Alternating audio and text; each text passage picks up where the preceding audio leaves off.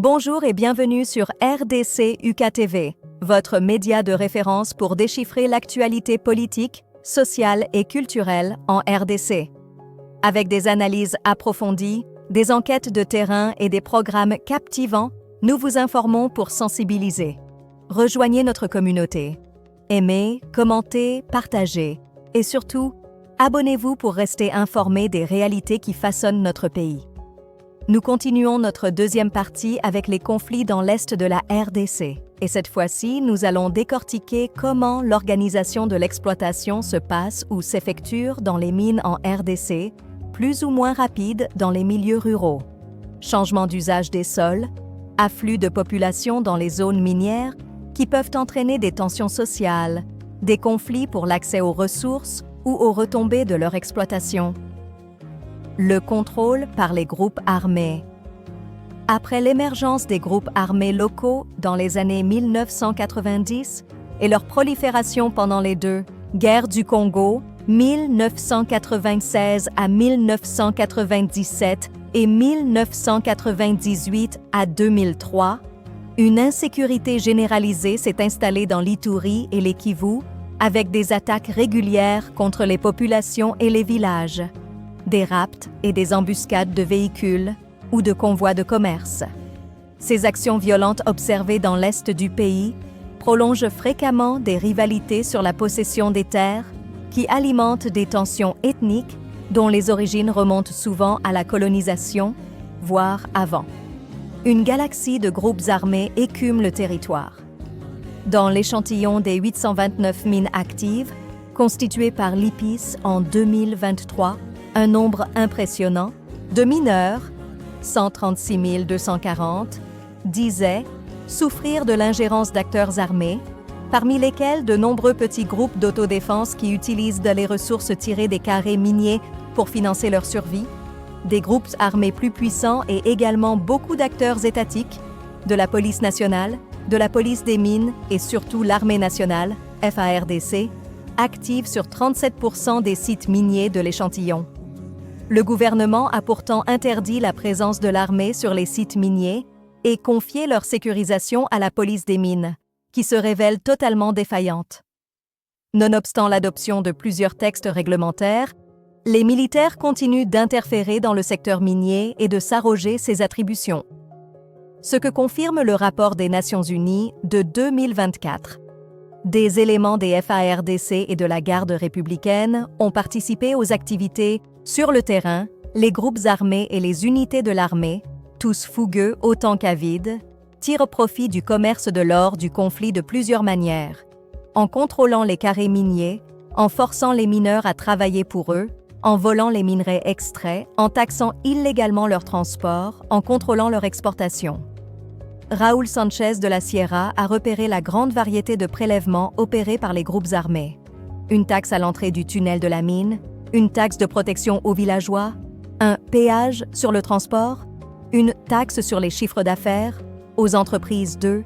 Les groupes armés délivrent des jetons comme preuve de paiement et les civils qui ne peuvent pas montrer ces jetons sont battus, condamnés à des amendes et détenus. Le rançonnement est généralisé, comme cela est documenté dans d'autres travaux récents 3 et les rapports d'experts des Nations Unies. D'extraction de l'or.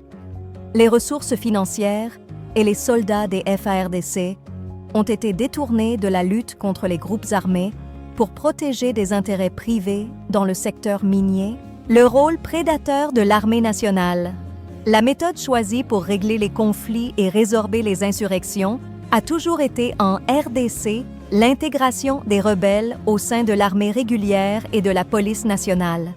L'armée congolaise est ainsi devenue un millefeuille composé d'une soixantaine de groupes rebelles recrutés au fur et à mesure et installés sur le socle des anciennes forces armées zaïroises de Mobutu.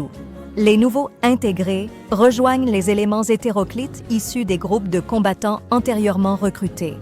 De 2012 à 2022, la section Désarmement, démobilisation, réintégration, rapatriement, réinstallation et réduction de la violence communautaire, DDR, RR, CVR, de la mission de stabilisation de l'Organisation des Nations Unies en RDC, MONUSCO, a désarmé et démobilisé environ 6 700 combattants adultes congolais et 2 900 enfants associés aux groupes armés. Certains de ces miliciens ont rejoint les FARDC et la police. D'autres ont choisi de réintégrer la vie civile. Les soldats sont mal payés, mal entraînés, mal encadrés et sous-équipés, alors que les officiers supérieurs détournent une partie de leurs soldes et des rations quotidiennes. Jason Stearns, un chercheur américain qui connaît le terrain depuis 1991, a observé que les combattants effectuent des allers-retours récurrents. Ils sont démobilisés, puis ils entrent dans les FARDC avant de retourner dans une milice, au gré des opportunités 1. Il arrive que les mêmes individus se retrouvent successivement anciens démobilisés, remobilisés, redémobilisés et enfin actifs dans d'autres groupes armés. L'armée compte plus de 50 anciens groupes rebelles en son sein.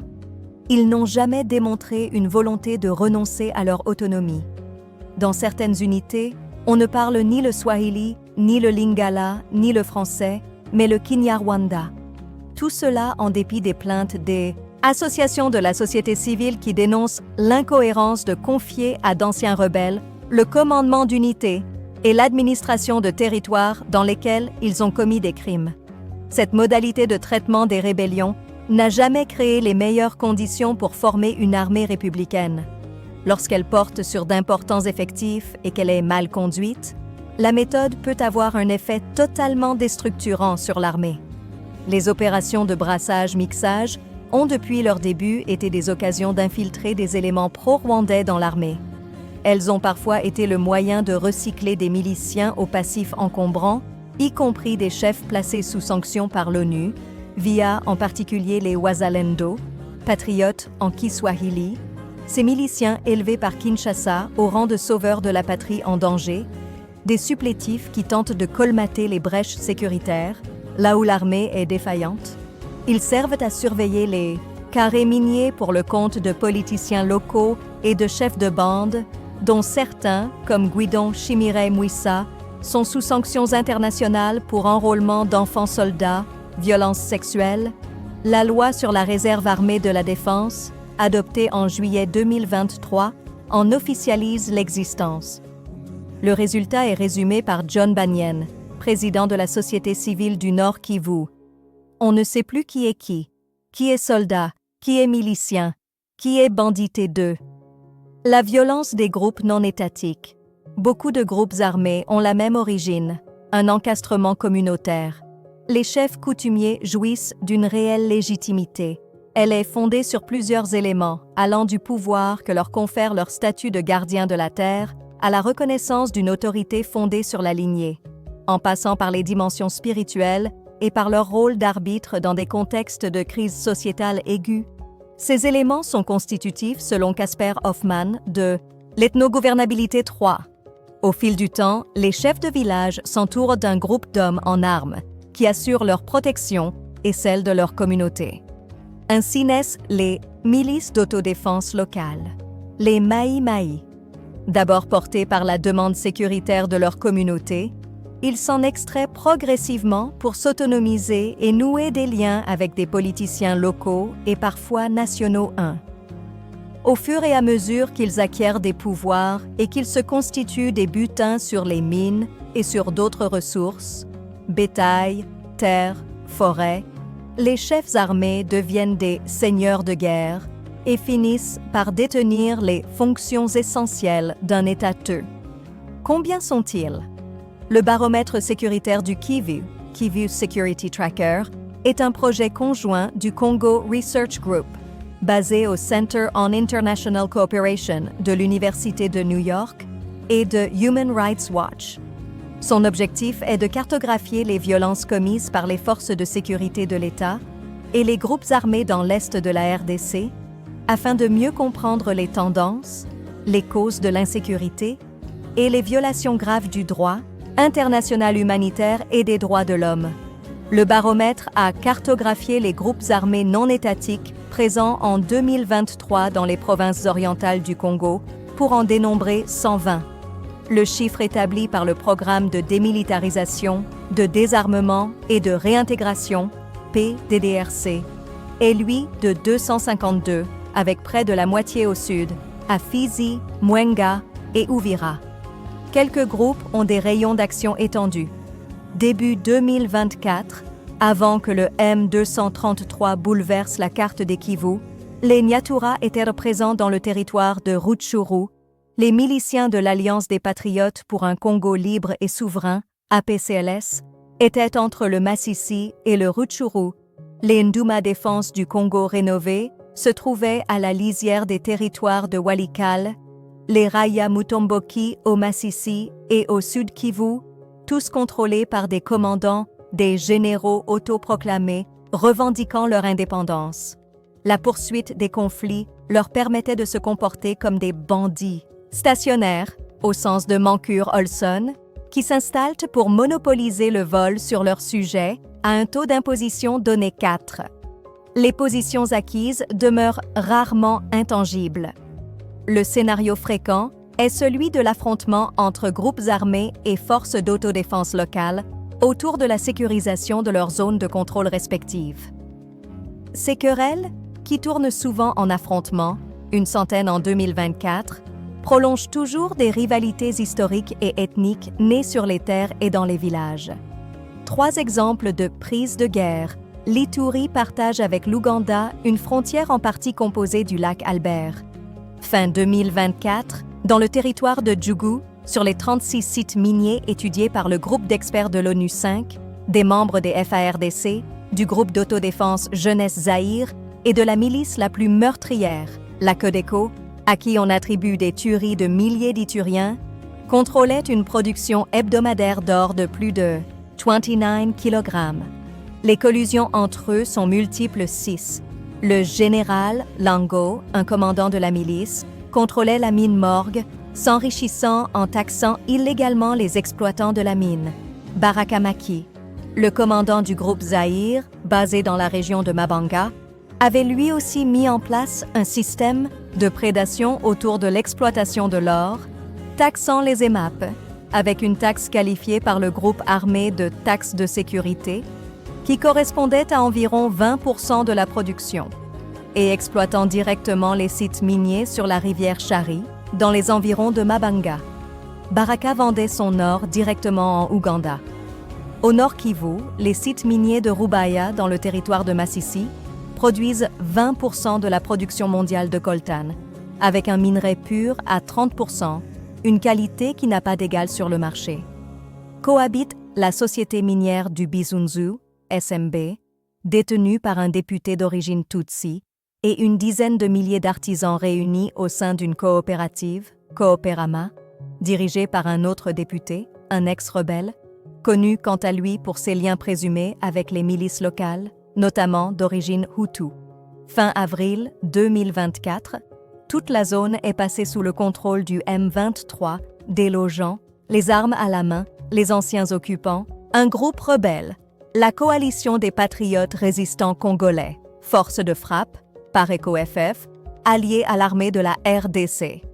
Début 2025, le M23 comptait environ 4000 hommes, selon des estimations de l'ONU, et était soutenu par les forces spéciales des forces de défense rwandaises, FDR, avec 4000 soldats identifiés présents du lac Édouard au lac Kivu, avec la prise de Goma en janvier 2025.